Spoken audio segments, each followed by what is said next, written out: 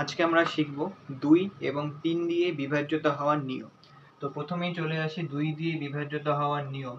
2 দিয়ে বিভাজ্য হতে গেলে কোনো সংখ্যার যদি এককের ঘরে 0, 2, 4, 6 এবং 8 থাকে তাহলে সেই সংখ্যাটা 2 দিয়ে বিভাজ্য হবে।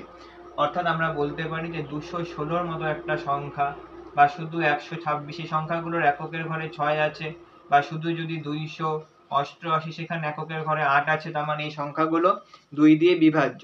এখন আমরা শিখবো কি করে মুখে মুখে ভাগ করা যায়। 288 কে 2 দিয়ে মুখে মুখে ভাগ করলে কত হবে দেখি তাহলে। তো 2 1 2, 4 দুগুণী 8, 4 দুগুণী 8, এটা হয়ে গেল। এখন আমরা একটু জটিল সংখ্যার দিকে যাচ্ছি। ধরলাম সংখ্যাটা হলো 7894। একে যদি আমরা 2 দিয়ে ভাগ করি তাহলে 7 এর আগে 2 কে 3 বার গুণ করা যাচ্ছে, 3 দুগুণী 6, তাহলে 7 থেকে 6 চলে গেলে পড়ে থাকলো 1, 1 আর 8 হচ্ছে 18, 9 দুগুণী হচ্ছে 18।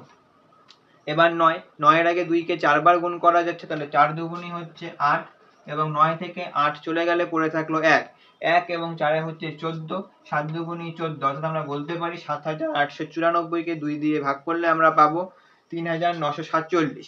তাহলে 2 দিয়ে হয়ে গেল, ভাগ করার নিয়ম শিখলাম এবং আমরা মুখে মুখে ভাগ করলাম। এখন আমরা করব হচ্ছে 3 এর জন্য। 3 এর ক্ষেত্রে নিয়মটা হচ্ছে যদি কোনো সংখ্যার প্রত্যেকটি অঙ্কগুলোর যোগফলকে যদি আমরা 3 দিয়ে ভাগ করতে পারি তাহলে আমরা বলতে পারবো সেই সংখ্যাটাকেও 3 দিয়ে ভাগ করা যাবে। তো একটা সংখ্যা আমরা লিখে নিচ্ছি, একটা বড় সংখ্যা লিখলাম 35,811। এখন আমরা দেখব যে এই সংখ্যাটাকে 3 দিয়ে ভাগ করা যায় কিনা। তাহলে প্রত্যেকটা অঙ্ককে যোগ করতে হবে। 3 যোগ 5 যোগ 8 যোগ 1 যোগ 1, তাহলে আমরা পাচ্ছি 5 3 8 16 18। অর্থাৎ 18 কে 3 দিয়ে আমরা ভাগ করতে পারি এবং ভাগ করলে ভাগফল মিলে যাচ্ছে। তার মানে আমরা বলতে পারি এই 35,811 এই সংখ্যাটাকে আমরা 3 দিয়ে ভাগ করতে পারবো। অন্য একটা সংখ্যা লিখছি,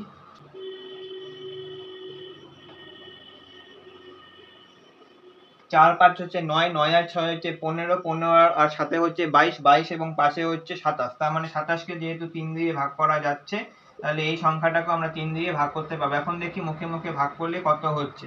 তাহলে প্রথমে 4, 4 এর আগে 3 যাচ্ছে একবার এবং 1, তাহলে 3 চলে গেলে 1, 1 আর 5 15, তাহলে 15 ওখানে 3 যাবে হচ্ছে 5 বার। এরপর হচ্ছে 6, 3 কে 2 দিয়ে গুণ করলে 6 হচ্ছে, এবং এরপরে 7, 7 এর আগে 3 কে দুবার গুণ করা যাচ্ছে, তাহলে 7 থেকে 6, 3 দুগুণী 6 হচ্ছে, তাহলে সেই 7 থেকে 6 চলে গেলে পড়ে থাকলো 1, 1 আর 5 15, 3 দিয়ে ভাগ করলে হচ্ছে 5।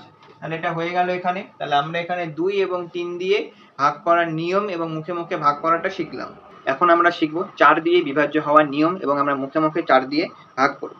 তাহলে 4 দিয়ে বিভাজ্য হওয়ার নিয়ম আমরা দেখি। প্রথমে যে কোনো একটা সংখ্যা আমরা লিখে নিচ্ছি,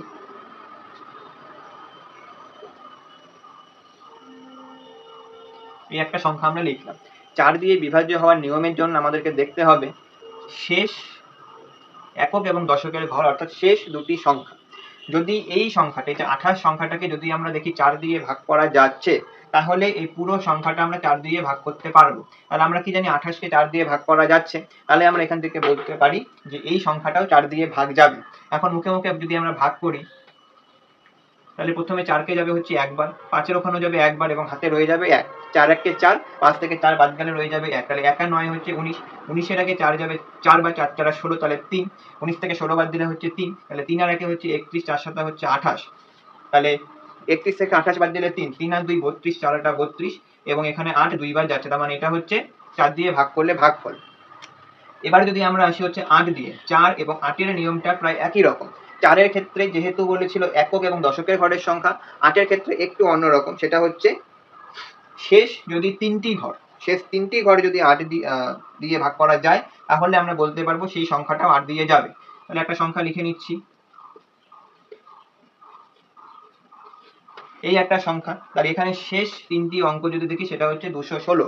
তাহলে 216 কে 8 দিয়ে অবশ্যই ভাগ করা যাচ্ছে। 21 এর আগে হচ্ছে 8 যাবে দুবার।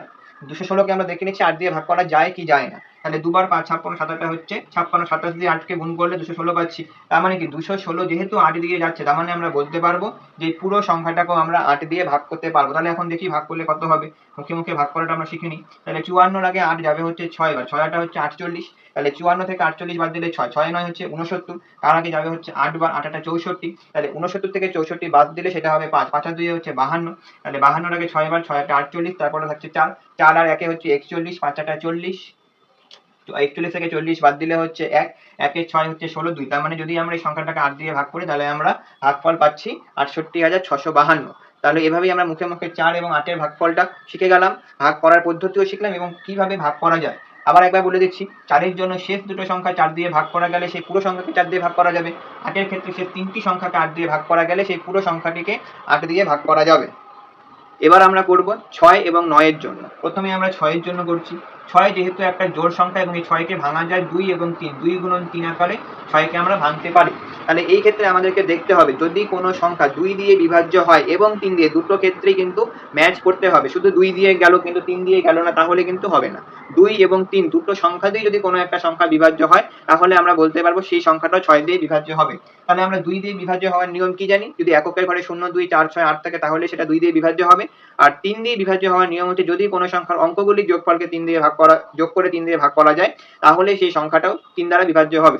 তাহলে একটা সংখ্যা আমরা নিচ্ছি 126। এই সংখ্যাটা যেহেতু এককের ঘরে 2, তার মানে এই সংখ্যাটাকে কি আমরা বলতে পারি 2 দিয়ে ভাগ করা যাচ্ছে, 2 দিয়ে যাবে। এবার আমরা দেখবো 3, তাহলে যোগ করি, তাহলে 1 যোগ 2 যোগ 6, তাহলে যোগফল আসছে 9, 9 কে কি 3 দিয়ে ভাগ করে, তাহলে আমরা বলতে পারি কি এটাও 3 দিয়ে যাবে। তাহলে 2 এবং 3 দিয়ে যাবে, অর্থাৎ এই সংখ্যাটা আমরা বলতে পারি 6 দিয়েও ভাগ করা যাবে। তাহলে আমরা এখন মুখে মুখে ভাগ করাটা শিখি। তাহলে একটা সংখ্যা আমরা লিখে নিচ্ছি, এই একটা সংখ্যা, এটাকে আমরা মুখে মুখে 6 দিয়ে ভাগ করব। তাহলে প্রথমে 3 যাবে না, 34, তাহলে 34 এর আগে 6 কতবার যাচ্ছে, 5 বার যাচ্ছে। 34 থেকে 30 চলে গেলে 5 6 30, তাহলে 30 চলে গেলে 4, 4 এ 0 40, 40 এর আগে 6 যাবে হচ্ছে 6 বার, 6 6 36, তাহলে 40 থেকে 36 চলে গেলে হচ্ছে 4, তাহলে 4 এ এবং 7 এ মিলে কত হচ্ছে 47, তাহলে সেখানে 6 7 হচ্ছে 42, 47 থেকে 42 চলে গেলে হাতে রয়েছে 5, 5 আর 4 হচ্ছে 54 এবং 6 9 হচ্ছে 54, তাহলে মিলে গেল এটা। ঠিক আছে, তাহলে 6 দিয়ে আমরা শিখে গেলাম কিভাবে হচ্ছে বিভাজ্য হওয়ার নিয়ম এবং 6 দিয়ে কি করে মুখে মুখে ভাগ করলাম আমরা। এখন আমরা শিখবো হচ্ছে 9 দিয়ে। 9 দিয়ে ভাগ করার নিয়মটা একদম 3 দিয়ে ভাগ করার নিয়মের সঙ্গে একই রকম। কোনো একটা সংখ্যা আমরা লিখে নিচ্ছি, এই একটা সংখ্যা আমরা লিখলাম। 3 এর ক্ষেত্রে আমরা কি শিখেছিলাম, যদি অঙ্কগুলোর যোগফলকে 3 দিয়ে ভাগ করা যায় তাহলে সেটাও 3 দিয়ে ভাগ যাবে। 9 এর ক্ষেত্রেও সেম জিনিস, যদি আমরা এই সবগুলোকে যোগ করি 8 যোগ 9 যোগ 1 তাহলে আমরা পাচ্ছি কত 18, এবং আমরা কি জানি 18 কে 9 দিয়ে ভাগ করলে ভাগফল আসে এবং মিলে যাচ্ছে, তার মানে আমরা বলতে পারি 891 কেও 9 দিয়ে ভাগ করা যাবে। ঠিক আছে, এখন আমরা শিখব মুখে মুখে ভাগ করা। একটা সংখ্যা নিয়ে নিচ্ছি, ধরলাম সংখ্যাটা 1575, এটাকে আমরা ভাগ করব 9 দিয়ে। তাহলে 15 এর আগে 9 কতবার যাচ্ছে, একবার। এরপরে 15 থেকে 9 চলে গেলে 6, 6 7 67, সেখানে যাবে 7 বার, 7 9 63, 67 থেকে 63 চলে গেলে 4, 4 এ 5 45, তাহলে 9 কে 5 দিয়ে গুণ করলে 45, 175। তাহলে আমরা এখানে 6 এবং 9 কে কিভাবে ভাগ করা যায় এবং মুখে মুখে কি করে ভাগ করছি, বিভাজ্যতার নিয়ম, এগুলো শিখলাম। তবে এই জিনিসগুলো করতে গেলে তোমাকে অবশ্যই নামতা ভালো করে শিখতে হবে। আমি সবাইকে বলবো মোটামুটি 20 অবধি নামতা সবাই মুখস্থ রাখবে, তাহলে অঙ্ক করতে গেলে তোমাদের অনেক সুবিধা হবে। তোমরা দেখতে পারবে যে অনেকগুলো অঙ্ক মুখে মুখে তোমরা ভাগ করতে পারছো। এটা তোমাদেরকে নিজেদের দায়িত্বে মুখস্থ করতে হবে 20 অবধি নামতা।